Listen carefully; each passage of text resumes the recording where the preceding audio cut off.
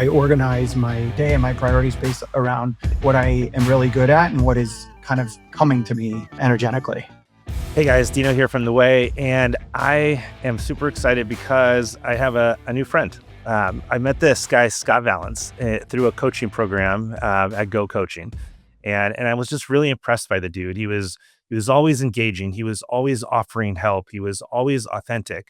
And then as I got to know him, I come to find out he's also in the broker space, and he has a very large and continually growing mortgage company, Go Rascals, which I also find hilarious because it's just not a very common mortgage name, right? And we're going to talk about that here in the podcast, and we're going to talk a lot about just how he got to where he got because he's also a top producing loan officer doing over 100 million on his own.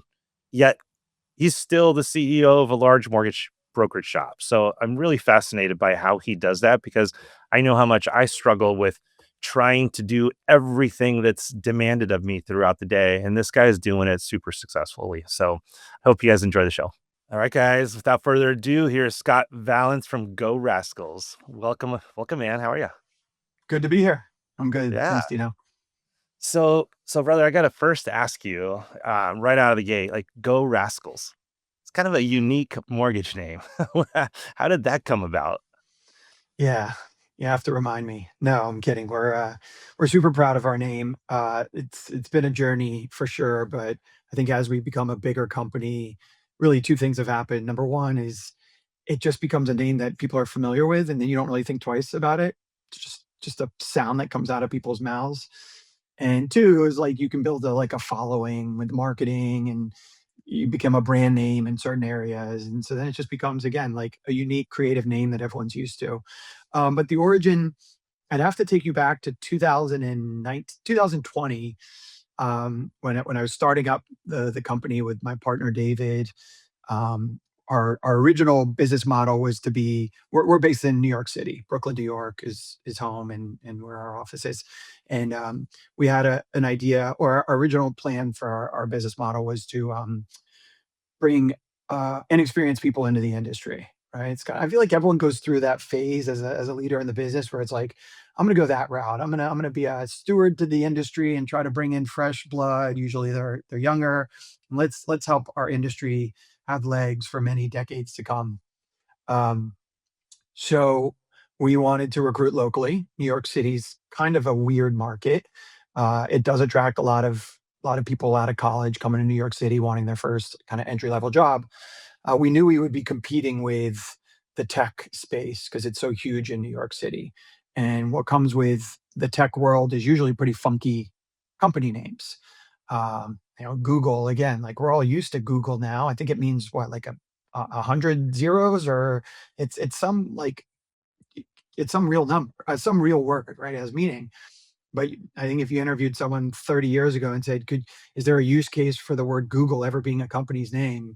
Everyone in the room would say, yeah, no, can't see it, right?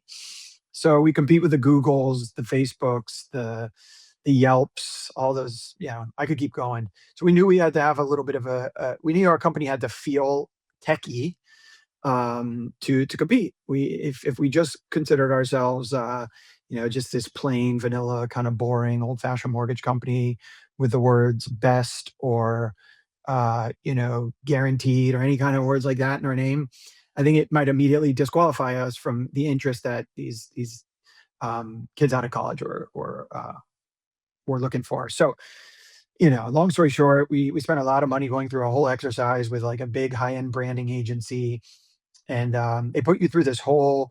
There's 10 archetypes out there in the world when it comes to branding. Like Nike represents something very particular, and that's how they came up with the name and the logo and Facebook and everything. Ours was I keep wanting to say Voyager, which it might be right, but it might be something very close to this, like an adventurer. Okay, and that was just the way they interpreted mine and David's personality, not so much the business. There wasn't one. So within that space, they come up with names and they present you five, and that's kind of the rule. Like five names, kind of take it or leave it. We believe one of these is 100% your future company name.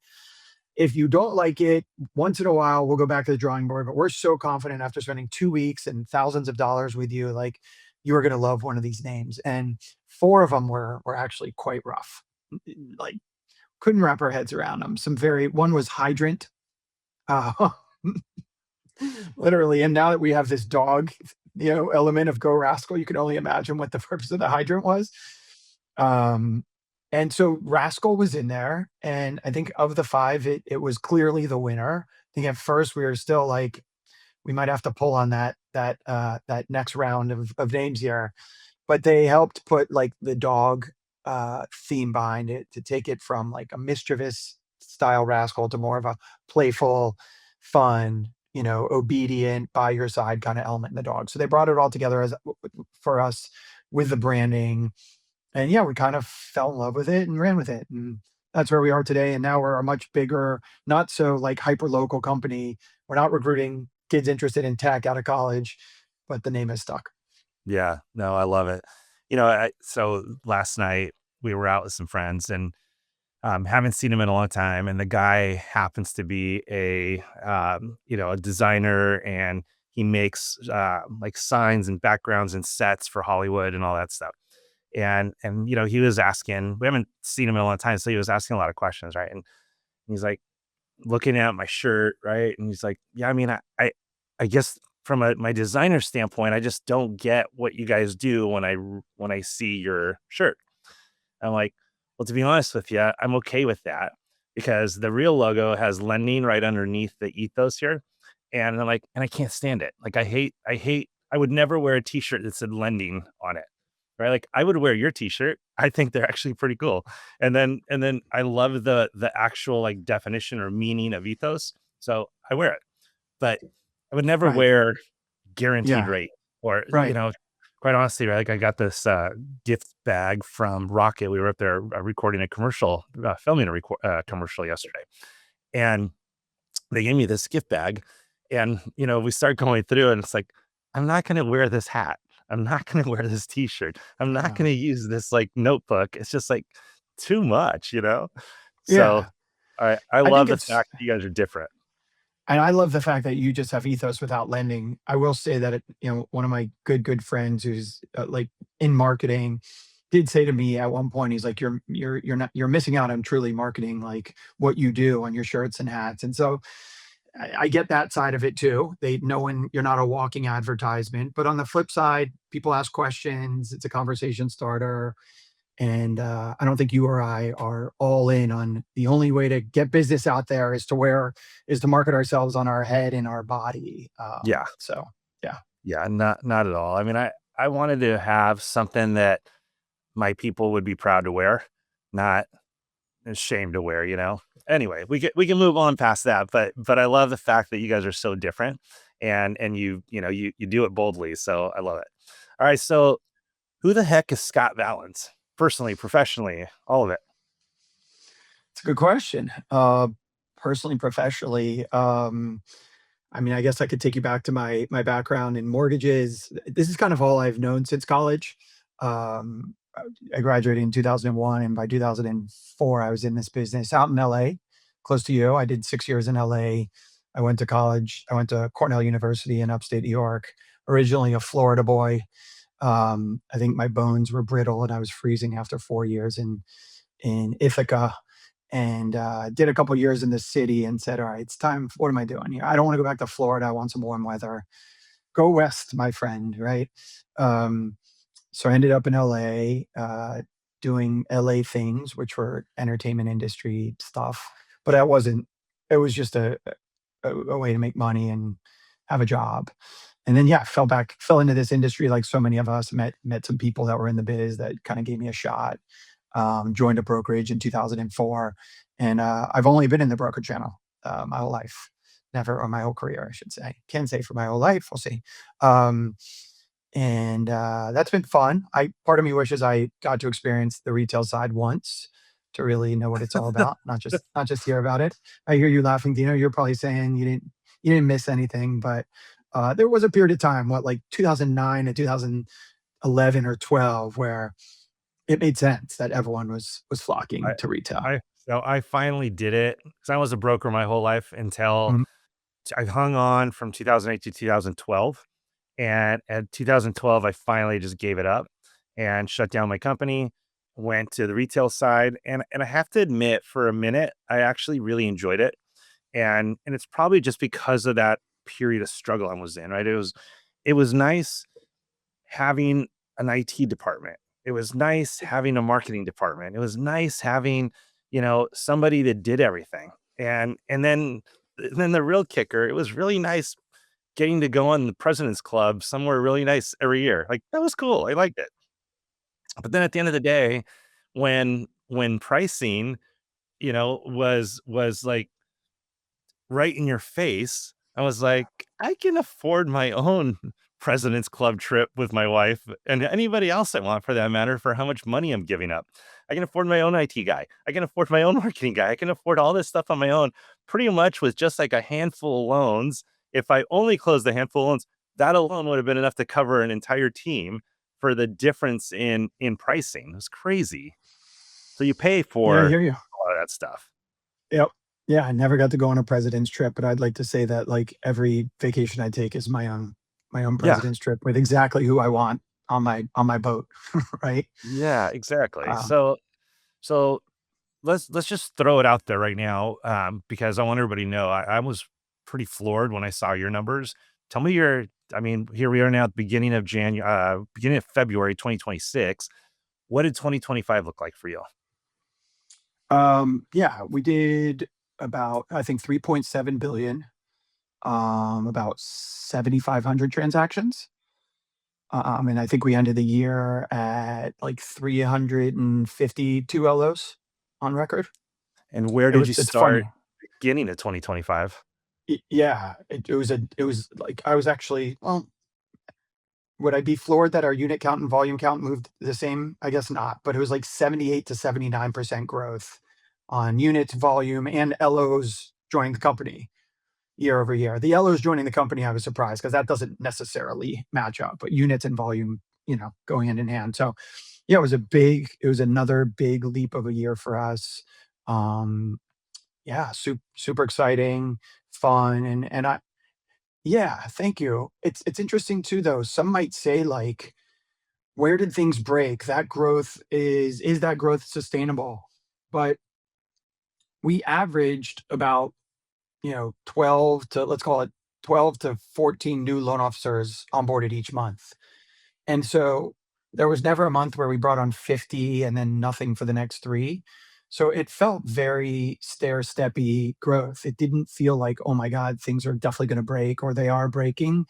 If you can anticipate, that's, I think one of the cool things about just the model, whether you're a branch just recruiting LOs or you're a brokerage like you and I, if you're consistent each month and you're hitting your number, whether that's 3 LOs or 30, it compounds, right? It compounds. You don't have to go get those 3 LOs again the last month. As long as you do a good job retaining them, they stay with you. So it goes 3, 6, 9, 12, and by the end of the year, you have 36 LOs or whatever, and then you have all that extra volume. And so while it looks like explosive growth, and one could say it is, I'm not trying to, not give us credit and celebrate that. Month to month, it never felt explosive, and we just had 12 consistently great months that, got us to our place. Um, One thing I'll say, just, and when you were saying who is Scott, that I like to share, is that it took me about I've been in this business for 2 decades now. Took me, like, over a decade to really, like, fully give myself to this industry. I was pretty insecure about being in the mortgage business, being a loan officer, a mortgage broker, whatever you wanna call it, for a long time. I think part of it is because we started in the subprime world when you could do your best to be as correct as you wanted to, but you wouldn't originate loans if you didn't, participate in the product suite that was out there. And I think after only being in the business I only had about 3 real years until the market was pulled out from under us and crashed. I think coming out of that, even though I love the business and couldn't wait for it to turn back on, it took me a minute to, like, kind of feel good about myself being in this industry. And what was the catalyst for that was when I moved to New York. again, end of 2008, I left LA, moved to New York. The business never really turned back on until I'll call it like 10 or late 9, 10. But I started to meet a lot of people on Wall Street who were part of the same crisis that we were a part of. They were the ones securitizing and credit default swaps and all that stuff. And they were mesmerized, and all they wanted to do was hear about what it was like being on the front lines originating these loans, because they were just, in the back office, packaging them and providing the products and the liquidity and everything. And not that any of us were like just so happy about what happened, but it kind of validated the profession for me. Then I met like a lot of good people along the way who I think were similar to me, maybe in like college background and stuff. Because for a while, I would even hear some people say, I went to an Ivy League college. Like, you went to an Ivy League school and you're a mortgage broker, right? Like, and most people might brush that off and be like, "Have you seen my bank account?" Yeah. Um, but for me, it would like sting. And I was like pre med for a good part of college, and I'm totally so far past that now. And again, meeting like just really like smart, intelligent people, even like you, Dino, having conversations with you. It just, I'm so good now, and I just enjoy bringing more of those kind of people into my orbit. But it did take me a while, and I don't know what it did to everyone else. Um, but I think it held me back for a little bit for the first like part of last decade, from 2010 to 2015 or whatever. And I like sharing that, because if anyone else kind of goes through that or went through that as well, then Yeah. it's it matters.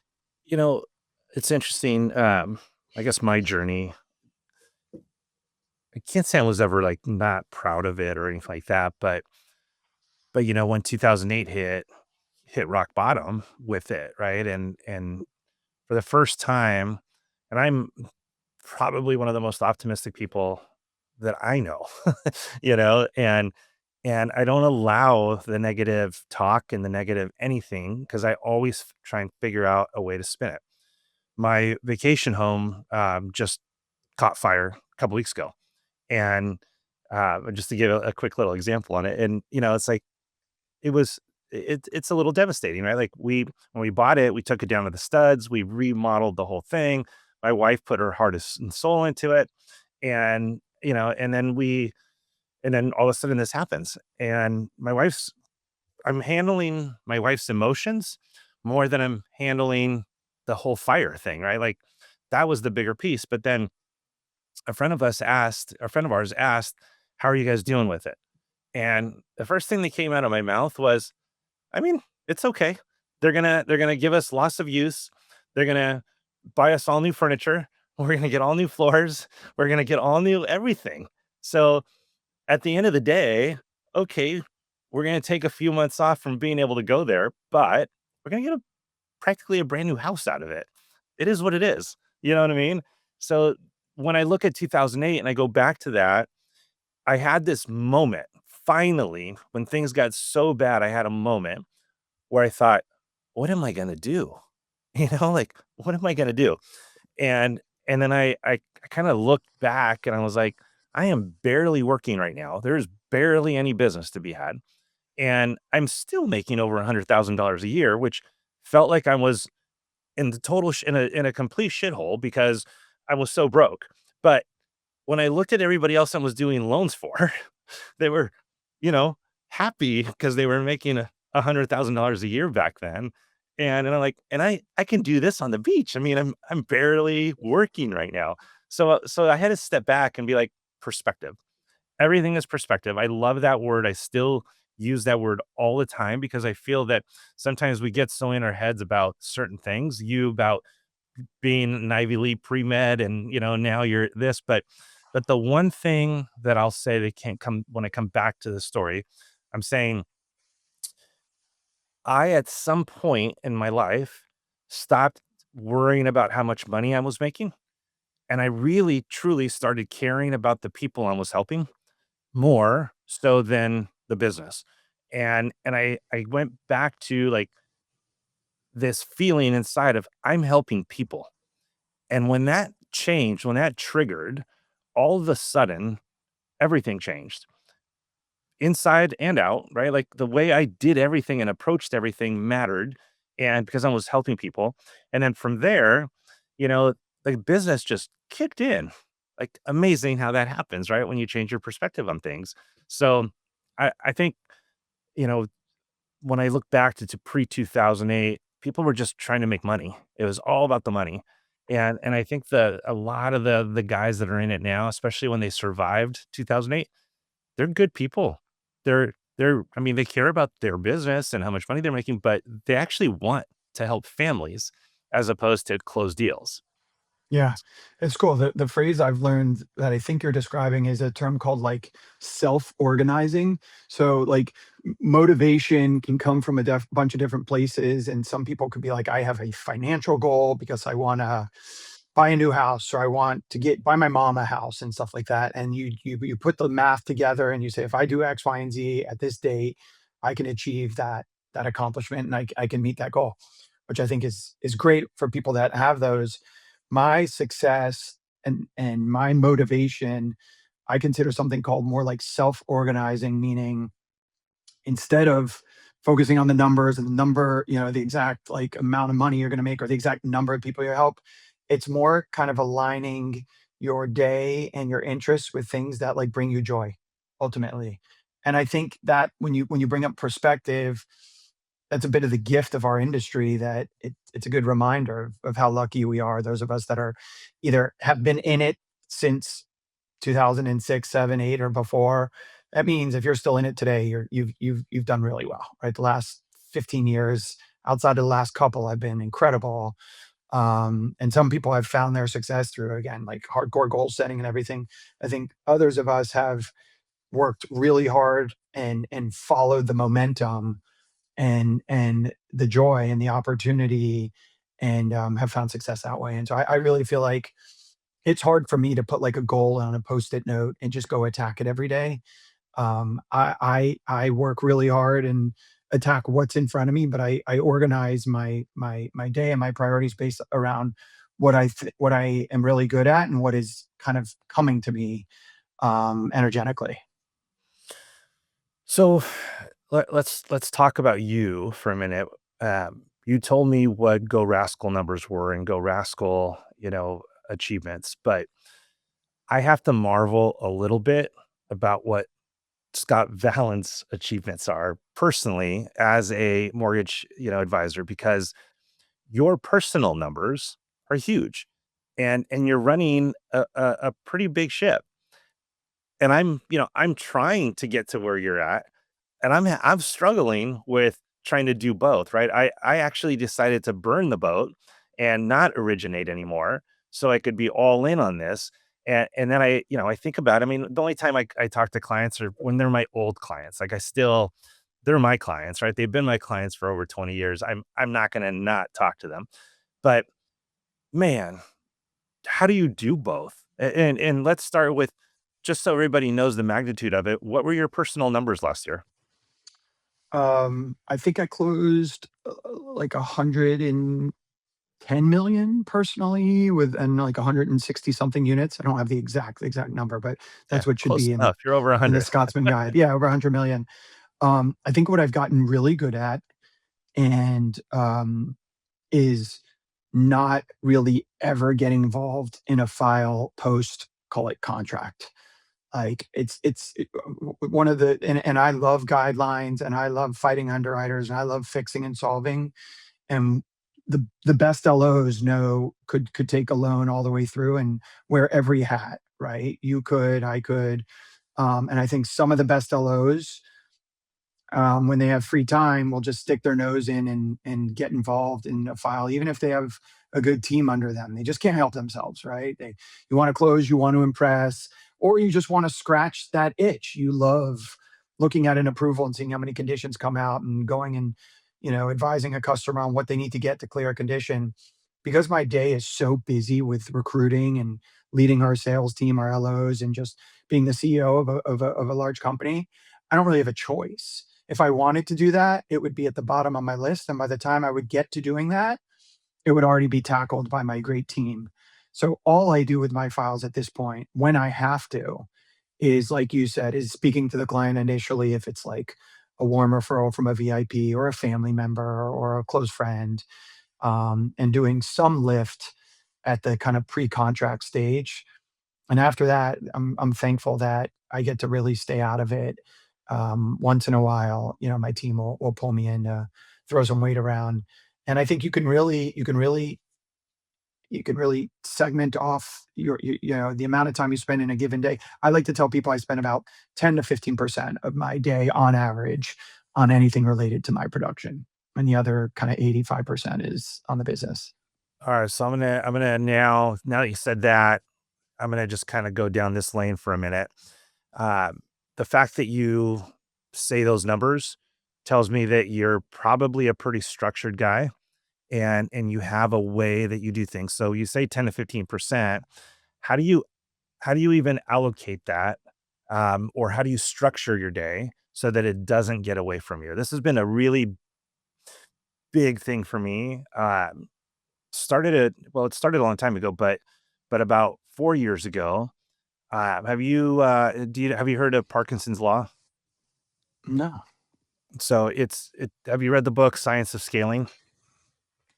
Partially, Okay, so the partially, Parkinson's law, kind of the halfway through it.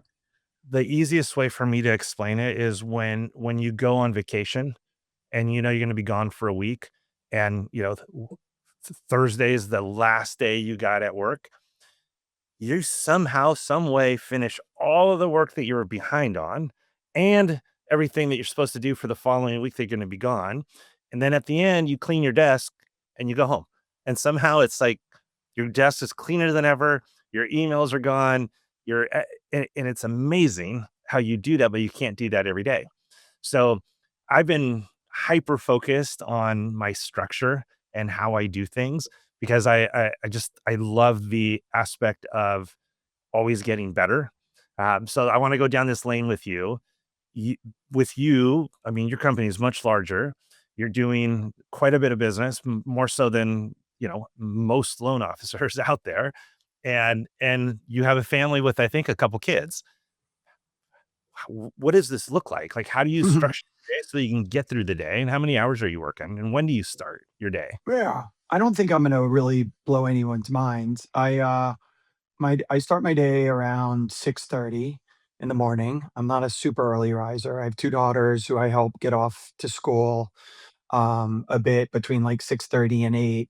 Um, and then it's either exercise or do a little work, and it depends on what's on my calendar. I'm pretty religious with my calendar, and I think I like to I'll find little pockets of time to get things done that, maybe others wouldn't necessarily, whether, yeah, I work through lunch. I don't take a lunch break. I take calls or do really quick conversations like to and from work. I walk to work.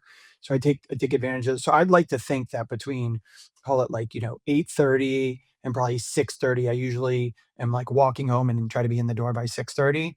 I'm using like every ounce of that time. I try to keep a lot of conversations with like loan officers or customers or things that could kind of go off the rails and take a long time. I try to keep them to 15 minutes. I try to ask in emails a lot. What are we talking about? What do you want my ear for? Like, you got me. We're talking at 4 o'clock. Can't wait. But like, what's this going to be about? So we can kind of dive right in on the conversations. I think I ask people who call me and don't text me or send me emails to only text or send me emails. I think people that just call are just, yeah, it's gonna be very difficult for me to pick up that call because I'm loyal to my calendar, and I might forget to see that they called if they just call. Even if they leave me a voicemail, it's gonna be a minute. So I'll remind people, "Hey, Slack, you can Slack me." The best thing to do is to email me because my assistant monitors my email, and she'll, "Hey, can I get some time with Scott?" She's conditioned to be like, "Sure." Like, generally speaking, what do you wanna talk about? A file, growth, other things, and someone, a new loan officer I want to bring on the company. It's like, great. And I really think like most of these conversations can happen in 15 minutes and not 45 or an hour. Some people ask for an hour, and I'll say, let's start with 15 or 30, and we can always do part two. And we will do part two a lot. So like, really, like, taking control of your time. I think I do that well. I constantly strive to do better. Um But yeah, I love Slack. So my team, my LO team, almost all our communications over Slack. That way, it's a 15-second exchange instead of a phone call that could drift off, and it forces the other person to organize their thoughts. If it's written in any format, email's fine too, but Slack can be even faster and quicker. Forces them to organize their thoughts and ask for exactly what they want, versus having a conversation drift off and you spend 10 minutes on the phone. It's basically like asynchronous work, right? Without taking up both of our sets of time. They send the Slack, I respond usually within the hour or so, and they got their point across in 2 minutes. I respond another 60 seconds, and we're done. So like little things. I used to have a lot of one-on-one meetings on my calendar that were weekly, standard, every month. I've taken that down a lot, and I've found like no changes to operations or success. Oftentimes you fill that space and you end up just kind of vomiting your thoughts on someone else when that's kind of a waste of their time, right? They deserve your well thought out, you know, plan or idea versus workshopping it live on the spot. You've already workshopped it in your head, probably for the whole day or 2 days. It's you owe it to everyone else to synthesize and put in writing. And I ask that of others, and I think it saves a lot of time. Cool. I want to switch gears for a minute, and I want to talk about quality of loan officers. And obviously we don't want to bash anybody that works for you or anybody that works for me or anybody else out there, but I'll start with, in our broker world, um, we don't, at least we don't hold your hand as much. I always use the phrase when I'm interviewing people is like, I'm not looking for employees, man. I'm looking for partners, and I need you to step into it. And we're not going to manage your file completely. You have to be a loan officer. You can't blame everybody for everything when you're not in your file, when you don't even know guidelines, or you chose a bank for price, but didn't even bother going through guidelines, right? Like I've seen it now too many times, and I feel like maybe there's this laziness amongst them, or possibly the cell phone, that they're functioning on their cell phone all day without being on a bigger screen to actually read guidelines, or even like lock a damn loan, or it's hard to function on a cell phone outside of just talking to people. And I don't know, I can't put my finger on it exactly, but I do feel like there's something missing. And there's a part of me that says, okay, in this whole IMB world, versus the broker world, I don't think they have it as bad. I think they fill that void a little bit. And I don't know how you guys are, but I'm struggling with it on my end, because I don't have enough people to cover everything. But then at the same time, if I did, I would start turning into an IMB, and I'd have to raise, how much I charge for everything in order to pay for all of this. Mhm. So I have these people coming over from the IMB world, and they're used to certain things, and they want to come here because of the price, but they still want all of this. And then it's like, hey, you can't have all of it. Step into your role a little bit, and you're the CEO of your own business. you know from the way, like, my loan officers say, right? It's like, you are the CEO of your own business. Start acting like it. If you don't know what's happening in your file, that's your fault, man. If something got screwed up on the lock, dude, you're the one that's making $14,000, not this person. You gotta handle this. I don't know if you guys have experienced that or not at all, or if you've put guardrails in place for that. But I do feel like there's so many IMB loan officers coming over, and they're not exactly ready for that switch. Yeah, I hear you.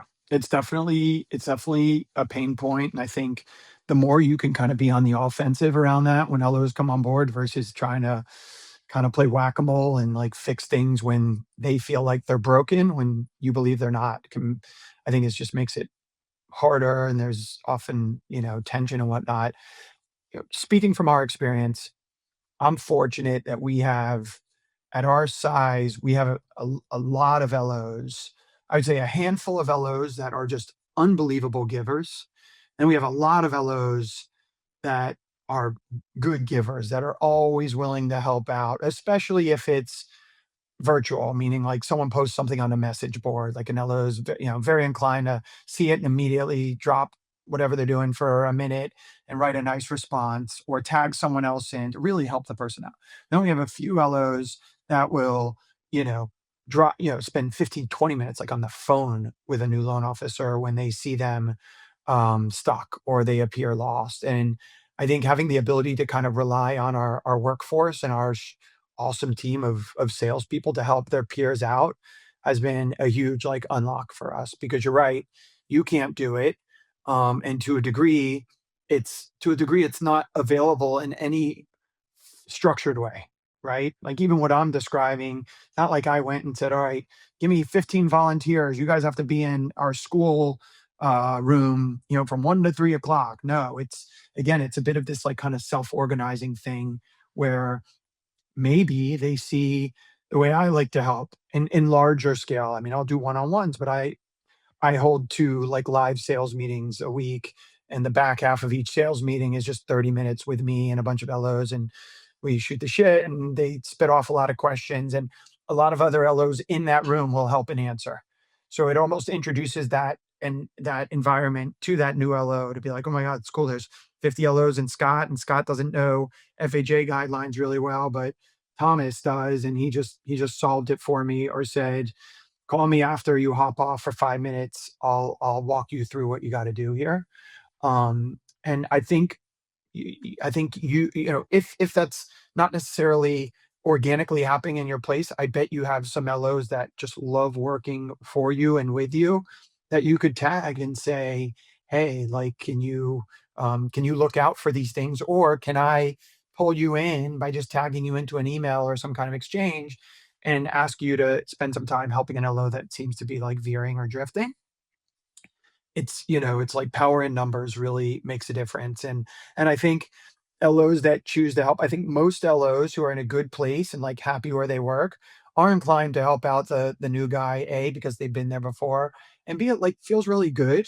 And it reinforces like, speaking what you know reinforces your knowledge and builds confidence, right? And so it's not just like a selfless act. You get something back by feeling good and reminding yourself that you're a stud when it comes to FHA manual underwriting guidelines. That might help you go sell a realtor next week in a meeting because you helped a guy last week solve a tricky scenario.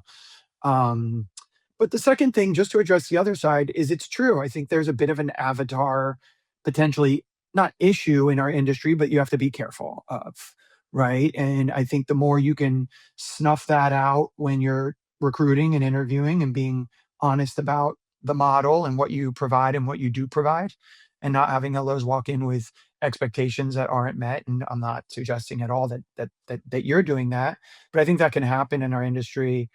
I think there's probably some shops that aren't necessarily built to try to go out and recruit a retail load to the broker channel, and they do promise them the moon and the stars, and then it leaves a really bad taste in their mouth. The LO goes back to retail, and we now have a little stain on our industry that we otherwise, didn't need to have. Um, so the onboarding process, we have like a single point of contact for every LO that comes on board that will consistently check in with LOs and also remind them of the resources that are available to them. We also dial them in with like a core 5 lenders. Like we don't get credentials for all 100 and whatever lenders we have for LOs, but we intentionally help them get their credentials for 5 of our best lenders.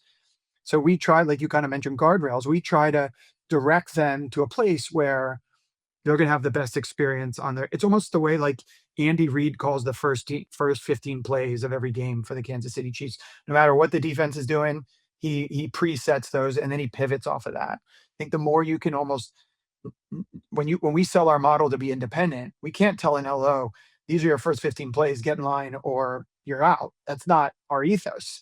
But at the same time, you can surround them with what you know is best for them, especially for their first 90 days, by directing them to the best lenders with the best AEs, where they're going to have the best experience that will just reinforce their decision. And then when, shit hits the fan in 4 months on a loan, because it always does, they don't like question their whole decision, because they're like, the first 90 days were awesome. This is to be expected. This is the mortgage business. So let me ask you this question. Like in my case, I suggest 5 banks, same kind of thing. I say if it were me, this is what I would do. I would pick 3 banks and I would just use them exclusively. And then after you've done enough there, I would keep your favorite one. I dump the 2 that were second and third, and I'd pull in the other 2 of the 5. And then after all that's done, I would pick my top 3 and I would just stick with them. And, and I remind everybody I did my last year of producing was 156 million.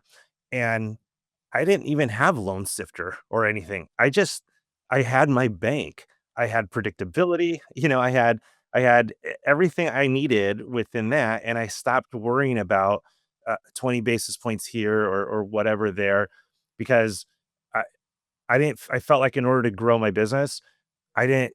I wouldn't have been able to do that if I was spread thin all over the place, right? And that's the piece where, like with IMB, for example, any of the bigger banks, I mean, they're only working in one platform.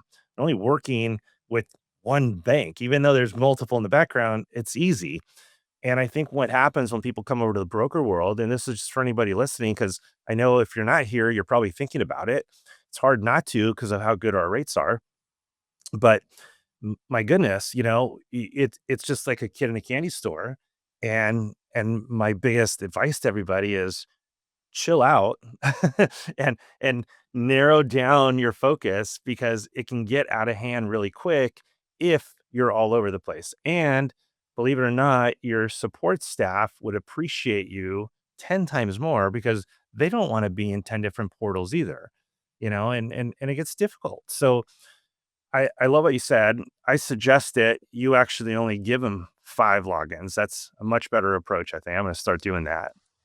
Yeah, I mean, they still have the lender directory with everyone, but we're leading them to water. And I believe our AEs also proactively reach out and say, "Hey, welcome to Go Rascal. Do you have 15 minutes tomorrow for me to introduce myself?" Then it's like, if they're meeting 5 AEs and getting their logins handed to them when they onboard, they have a much better chance of directing that business to those 5 great lenders, and you're kind of curating those first kind of 90 days. But I agree with you wholeheartedly about all of those things. And I think there's a bit of a syndrome where you price out loans for retail LOs, and they see how much better your pricing is, and they know what they can sell.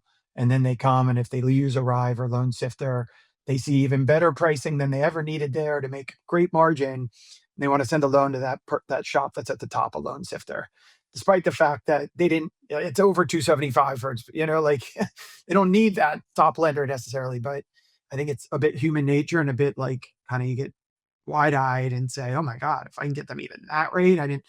But it's not ideal at the beginning for sure. Eventually, if you're a pro and you structure your loan and stat and everything, like, it will close at any of those lenders that are showing up, right? Like, it will if you submit a very clean file, and probably it will be a good experience. So yeah, I'm with you there. So let's go back for a minute to brand spanking new young guys that or gals that want to get into the business. Have you guys set up any kind of an academy or something to help people come in, or are you kind of done with that whole thing? I told you I paid my dues in 2020.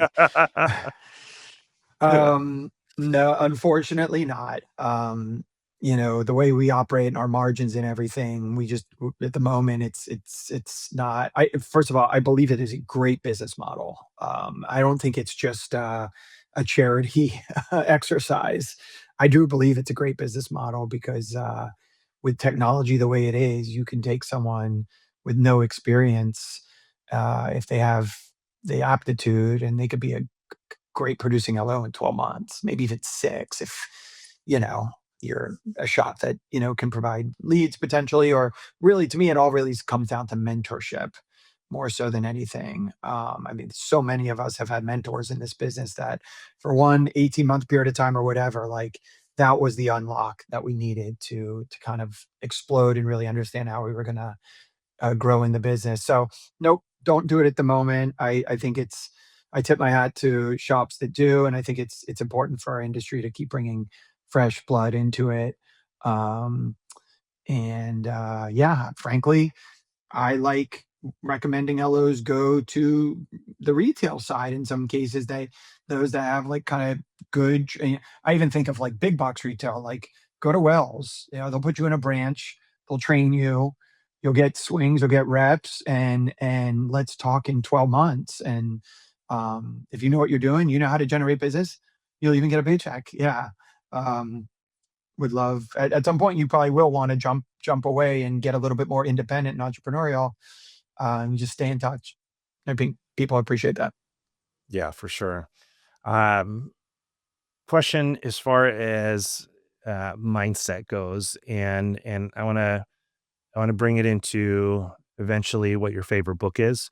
But I want to know what your mindset is because you're obviously a high achiever. Are you constantly seeking wisdom?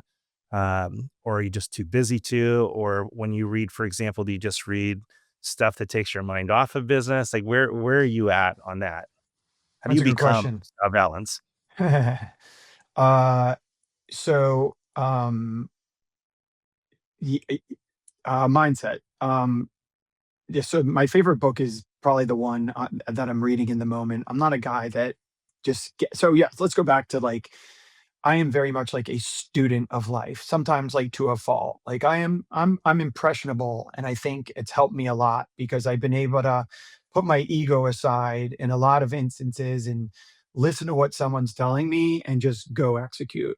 I love coaching. I've been in the coach I've had a coach now for I think since 2009, probably 10 maybe, so like 15 years. Mortgage coach for a long time. I'm in Go Coaching now. You and I both are in there. That's how we met. I love the leadership over there. We got Richard Mulligan and Amir, and so many other great coaches in the platform.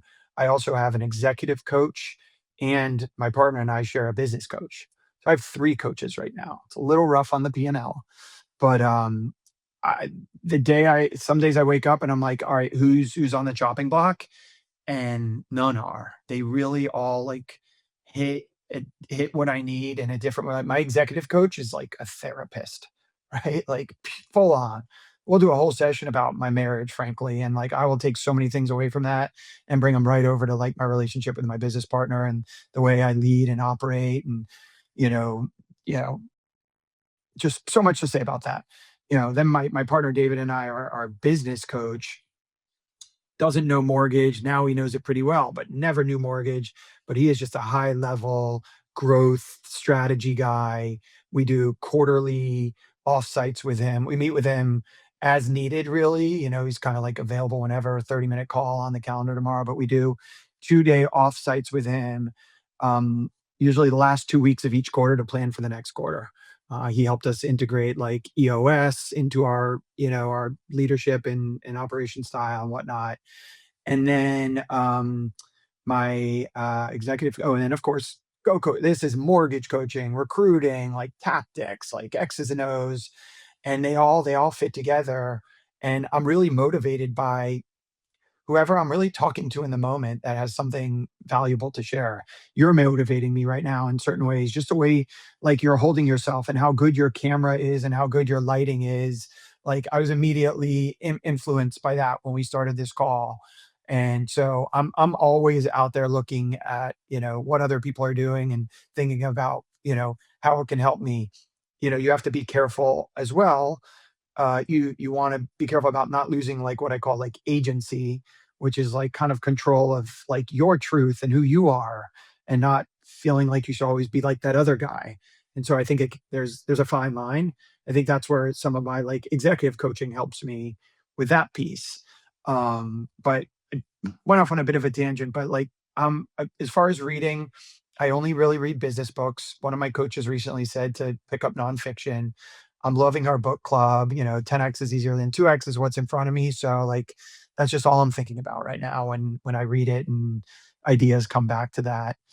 Um, but yeah, that's that's Scott Valins. Well, I love what you said, student of life. And I would say, um, I would say just from personal experience to add some stuff in there that to read that is outside of all you think about all the time. Cause I'm like that. And I found myself needing to step away from it for a minute because I was starting to become imbalanced. And I've been divorced once. I never want to get divorced again. It was the worst thing in the world. And marriage just isn't easy. And then being married to guys like us isn't easy. Being married to mortgage guys isn't easy. I mean, my goodness, sometimes I have to think about like what my wife goes through being married to me. I mean, I'm constantly reading how to be a better leader, how to be, better with my time, how to be better with all these things. But how come I wasn't reading how to be a better husband or a better father, right? Or a better whatever. And then I thought to myself, all right, you know what? I have to, when I look at my library, I have to say there's going to be a mix. I have to put a mix in of something that's going to better me as a person, as opposed to a business person, right? And that So involves still art. within the nonfiction world, you just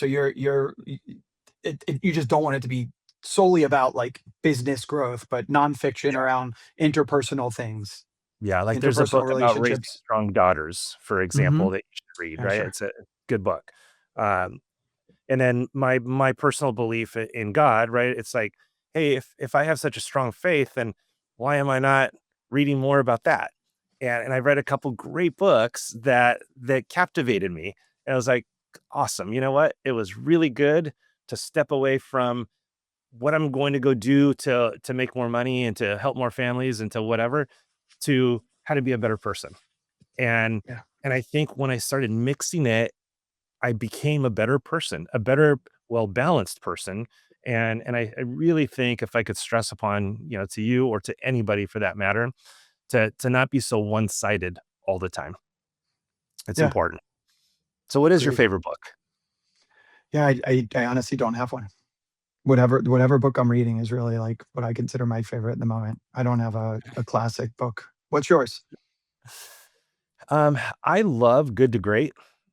Like, I just love that book. It's so true how there's so many good companies out there, and there's so many good people, and there's so many, even in the book said it, so many good churches, but how many great businesses are there? How many great people? How many great husbands? How many great fathers? How many great churches? How many great whatever? And I feel that you have to get beyond well, I'm gonna bring in another book real quick because I'm reading it for the second time, The Science of Scaling, and I read it the first time, and for whatever reason, I didn't think just wasn't that impressed. And everybody kept talking about it. I was like, gosh, I was probably trying to do two things at one time, and I missed it completely. So I'm back at reading it again. So I'm gonna bring in the piece that I'm on right now. It was there's too many people that talk about the ceiling, but they don't talk about the floor.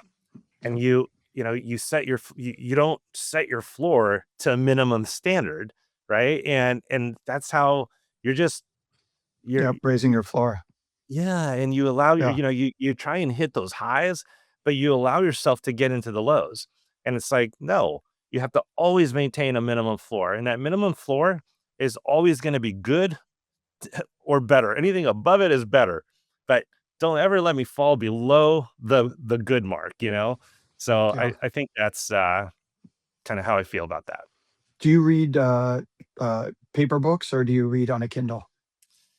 So I stopped reading in general and I just listen now. You only listen. Yeah, So I, except I'll say the last book I actually read, because it wasn't on audio, book is, The Black Line. So Michelle, she's, like, in the mortgage business, she's a coach, and she wrote it, and I thought, I'm gonna do this just because I liked her and I had her on the podcast and she caught my attention and I was like, "I'm gonna read it." And I was fortunate enough to be on an airplane, Otherwise, I don't know when I can just sit down enough to do that. Yeah. Uh, and by the time I have time to sit down, it's usually at the end of the day, which means I'm either too tired to be looking at at something small like that, or I have to give it to my kids and my wife. So So this is fascinating because it's all coming together for me.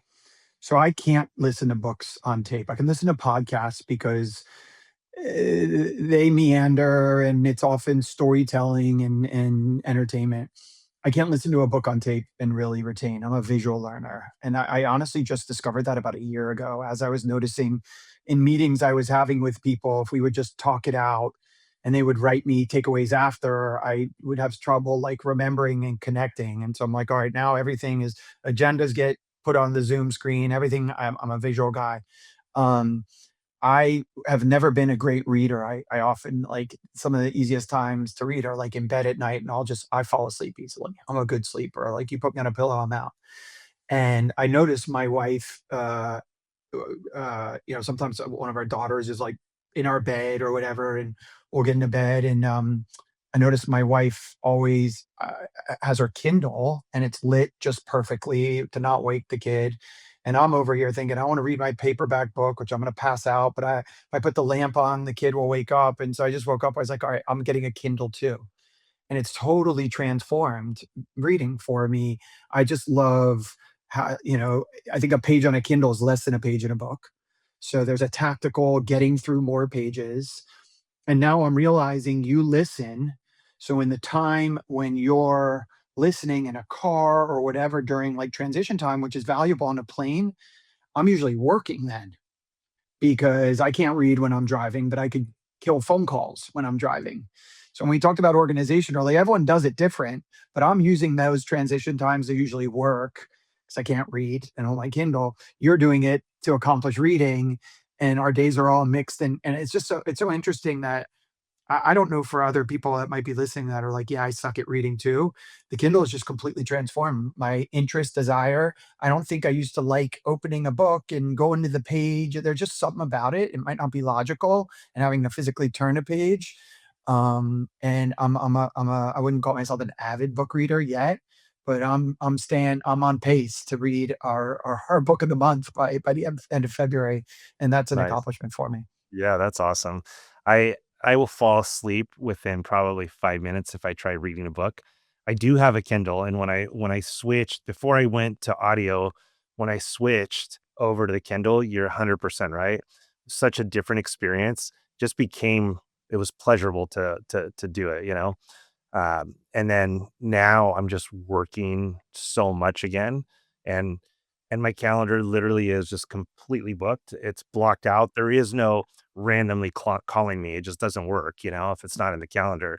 And then when I get home, because of my commitment to try and have a little bit more balance, and I've actually said to my wife, I'm in a season that I need to be purposely imbalanced, and I need to Beautiful. know you're going to be okay with it, you know. So That's a I great clearing conversation. How did you it get, was it was was it it a was good. 5-minute conversation? Or is it like, Yeah, no, she was totally cool with it, because she knows where we're at with mhm, everything I'm trying to do, you know, mhm. and she gets tired of it sometimes, but she also sees like I started waking up at 4 a.m. so that I can go on an AI sprint. Like it was I needed to learn how to use AI properly and the magic that it actually can do, right? I was using it like Google before. Really, it was like, "Oh, this is so cool," but I had no idea, like, the depth of what it can actually do, right? So then I decided to wake up at 4 o'clock. I cut my workout short.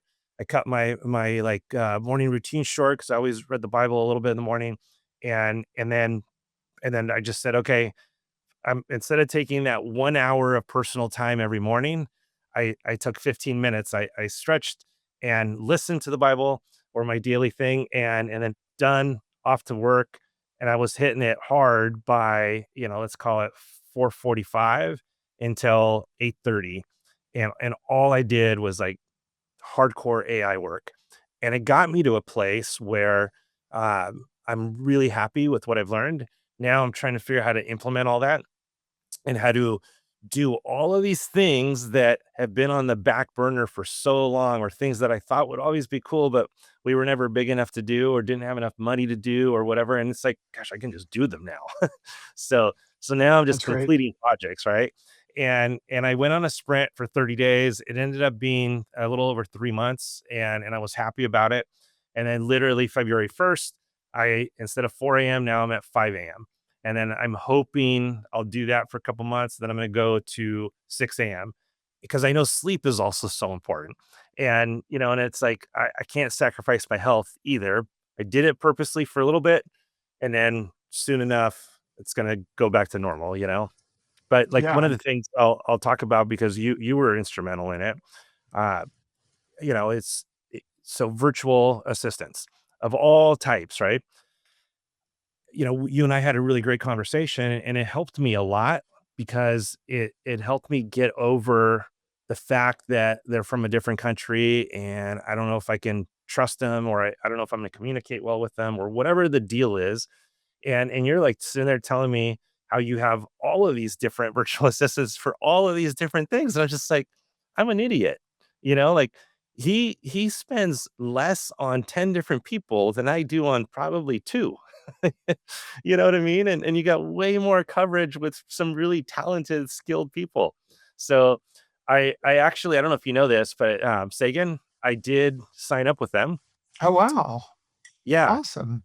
So I'm super stoked. Thank you for that referral. Just this morning, they emailed me the job posting.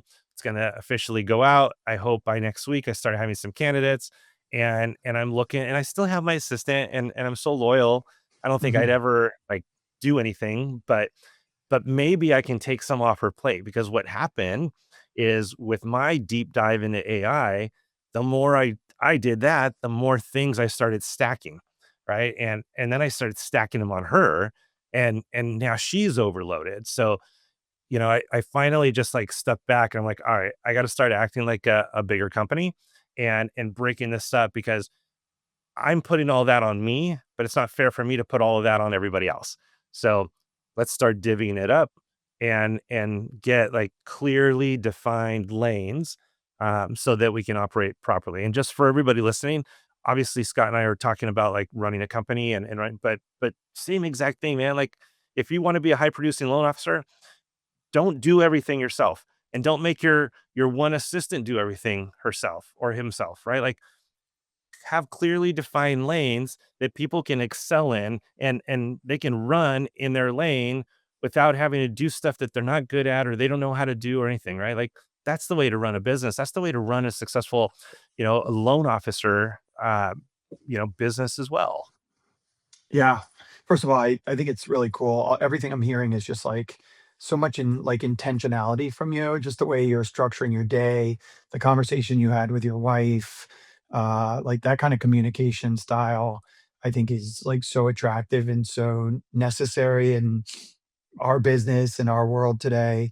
I think when you speak about AI, probably a lot of listeners, I think we're gonna like permanently be insecure about AI. Like we're gonna there's going to be like a level of like imposter syndrome or, thinking, well, that's kind of the opposite side, I guess, once we're doing it and we don't think we're worthy, but um, it's because it's moving at a mile a minute. But what I see, in, especially in our industry, is so many people that know what they're doing in the space to a degree, that are experts, that are giving away free webinars, seminars. There's always like an upsell, of course, but like if you're short on AI and you're doing virtually nothing, or like you said, you're only using ChatGPT um, to be a better Google search, it's a really pretty quick and easy leap to start to really integrate it into like daily workflows. And there's great, whether you're in Facebook groups in the industry, you got lenders sending out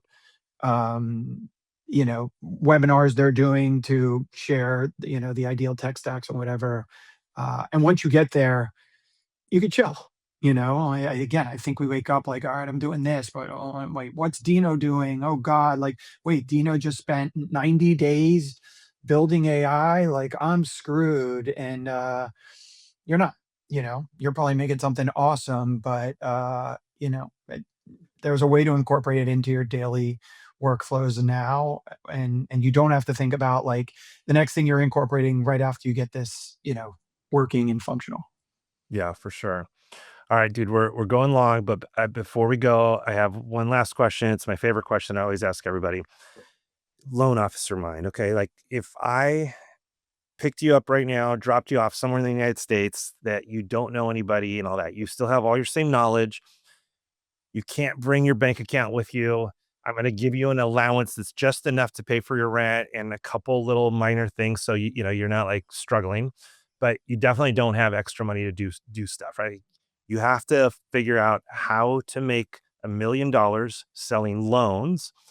And oh, by the way, you can't see your family or talk to them again until you've made $1 million. What do you do? Got How do you it. Interesting. So how am I originating loans like from scratch in a brand new place, right? you're brand new, but you're Do I not know because any? you have I all the don't know. I knowledge. don't know. I don't know anyone either. So Right. I have no relationships. Yep. So I can't lean on my Nope. ecosystem. Nothing. I am probably And you don't have um help either. You got nobody, right? Like yeah, you're you're gonna go be a loan officer somewhere, right? Like we're trying to basically show other people social if you're in media. this, what should you do? Social media. I think I'm going to pop up my avatar and my profile, and I'm going to start to post every day on 2 or 3 platforms, around something skillful and knowledgeable. I pay really close attention to, like, the bond market, mortgage-backed securities, and all that stuff, so I'm gonna lean into, like, what I love about the industry, and I'm gonna share it, and I'm gonna build relationships, and I'm gonna follow all the local people, realtors, CPAs, financial advisors, all the referral sources, and I'm gonna spend a lot of my day liking and commenting on their posts to build relationships. I'm gonna slide into their DMs, try to make coffee appointments. They're gonna go check out my pages. I'm gonna have like 30 days of just professional, good content up there, which is gonna like wet their beak and say, all right, this guy looks cool. He's the new man in town, the new sheriff in town. And once I get, face to face opportunities, I'm gonna, lean into my edge, which is I think like knowledge, intelligence, and a percent hits, right? They say like 25% of people are turned off, sort of like, 25% like really like you. The other 75%, it's like an uphill battle to convert. And I'm just gonna scale that with numbers, leveraging social media until I've got just a huge referral network. Social media. So I have to ask because unless I had it wrong, you weren't even a big social media guy, were you up until recently? No, right. Good point. So I've seen the power of like LinkedIn, the unlock on LinkedIn, not only like results from like, I'm a recruiter. That's really my main hat. Not only just like direct results from that, but just from the joy that writing brings me. And you talked about like balance before. A lot of my social media posts are not about an LO that we scaled from 4 to 8 units a month. It's about just like stories and things that are going on in my life. Like, I think my most successful post last month, my social media girl CJ was telling me last week, I flew to Texas to speak at New Res's leadership conference, and I had these new awesome leather gloves that my wife bought me for Hanukkah, and I lose things all the time. And I went downstairs before I got in the Uber, and I had the gloves in my pocket. It wasn't so cold. When I go to get out of the Uber at the airport, I noticed there's one glove in my pocket. I didn't let the Uber driver leave. Looked all over the car. It was gone. Called my wife. She went downstairs. She looked everywhere. Gone. I've got one leather glove in my pocket.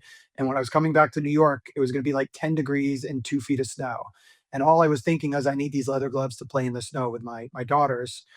And I get back after the trip. I forgot about it at this point, and I take my dog on a walk around our building, and right on the ledge, right outside like the entrance to our lobby, is my missing leather glove. And someone found it in this. I got to be honest. Like before I that happened, if I was going and walking in the street and I saw one leather glove, I'd walk right by it. I'm not interested. I'm not a bad person. Someone said, "Oh, clearly there's one leather glove here, not two." I'm going to go and I'm going to place it exactly where the person who needs it will have the best chance to see it. And lo and behold, 4 days later, I got that leather glove and I shared it. And like just the feedback, and it was just like it lifted me up, not just to share it, but just to see what it did to the community. And again, if I'm dropped in, BFE, middle of nowhere, yeah, that's I'm gonna just share a lot more on social media than I ever was comfortable doing a year ago. Yeah, awesome. I love it. It's funny because most everybody goes back to old school of what they did when they first started, and everybody that's on has usually been seasoned and all that. And I always think it's a combination because there is a new world as well. I still feel that belly to belly is still the most powerful thing you could possibly do. But what you said was, I'm going to slide into their DMs and then I'm going to get a coffee appointment. Because at the end of the Leverage. day, I feel it's a combination.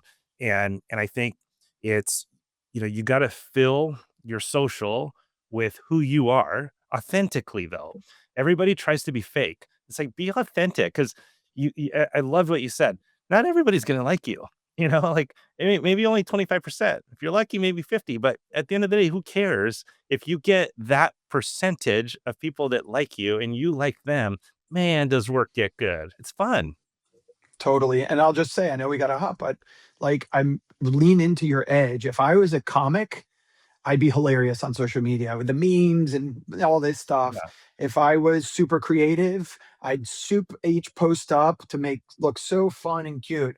I'm neither of those two. I'm, a knowledge kind of student, academic a bit. And so that's what I would probably lean into. I can't pretend to be the other two. So I think so much of this industry is like find your edge. Everyone has one. Yep. Maybe I'm like just like my sales tactics are so good, which they're not. I'd shoot videos of me on social media so people here could my gift of gab. Yeah. And so everyone has an edge in this business, and we shouldn't pretend that we're something else and fight it and just these some of these social media posts I get insecure about because they're personal and they're weird, and even some of my friends send me texts like, "Are you okay, dude? Like, what's this for? Why are you putting these posts up?" But like, it's my truth, and I enjoy doing it, and like that's all that's going to come out of me. Yeah, for sure. I gotta So tell a quick funny little story. It's like I'm hitting social media. I'm trying to do all that and you can't help it. Sometimes you're like, gosh, that one didn't get anything or this one, and then I post so we have a little hobby farm and we live in San Juan Capistrano, California. And it's an acre and a half, but in Orange County, California, that's a lot. And we have goats and chickens and all these animals and trees, vegetables and all sorts of stuff, right? So I like it out there. I do enjoy being out there and everything. And when I post stuff like that, it tends to get a little bit more. And I've gotten away from posting just personal stuff for whatever reason because it's always I'm on it so much. And when I say I'm on it less than I've ever than before because I'm on it so much that I don't even go on anymore and I don't scroll and I don't. It's just like gosh, but I is had this. that your justification as to why you didn't read my story? Is that what you're trying to tell me Yeah, here? it's a little bad, but I'm gonna go back and read it. Anyway, so, we were out trying to my wife said one of the chickens flew over the fence, and it's too dumb to fly back over, and it was time to put him away and, go to bed. And so, my wife ends up hopping the fence and getting underneath the brush and trying to get the chicken, and I'm like, "This is just too good." So I pull out my phone and start recording it just for my own benefit. It was just too much fun, right? And then our big dog comes over and she's trying to push him away. And this chicken starts screaming like I thought it was gonna have a heart attack and die. I've never heard this a chicken scream the way this thing did. Right, And the kids are over here laughing and my wife's underneath. And anyways, I post that damn video and it got like over 200,000 downloads. And I'm right, like, nobody cares about mortgage. Everybody just correct. wants to see something fun. Right. Some disaster happening. I think, Anyway, yeah, it's a it's yeah. it's a great way to end So, it. dude, I really appreciate you coming on, man, and I'm so glad I've gotten to know you, and I thank you. I actually took a bunch of notes too, just on how to be a better leader. So, great job. Keep it up, dude. Thanks, Tina. This was awesome. Yeah, and guys, if you guys enjoyed this, me a favor, please like it, share it, comment, let us know. It does feel good to know that we are helping you somehow. So we love you and we'll see you next time.